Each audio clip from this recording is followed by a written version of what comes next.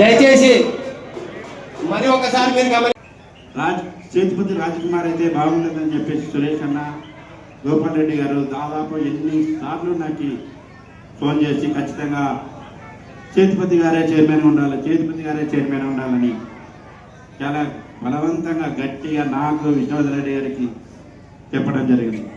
కాబట్టి అంటే వాళ్ళు కావాలనుకుంటే చైర్మన్ వాళ్ళే తీసుకోవచ్చు, కానీ వద్దు, మాకు రాజ్కుమార్ చేతిపతి గారు ఉంటేనే ఈ ఆలయం బాగుపడుతుంది, ఈ ఆలయం చాలామంది వస్తుంటారు, కాబట్టి ఇంకా అభివృద్ధి చేయాలా ఈ టెంపుల్ని అని చెప్పేసి వాళ్ళ యొక్క సంకల్పం. కాబట్టి సార్ మీరు ఖచ్చితంగా మీ ఆధ్వర్యంలో ఈ ఆలయాన్ని ఎంతో అభివృద్ధి చేయాలని మనస్ఫూర్తిగా కోరుకుంటున్నాం సార్.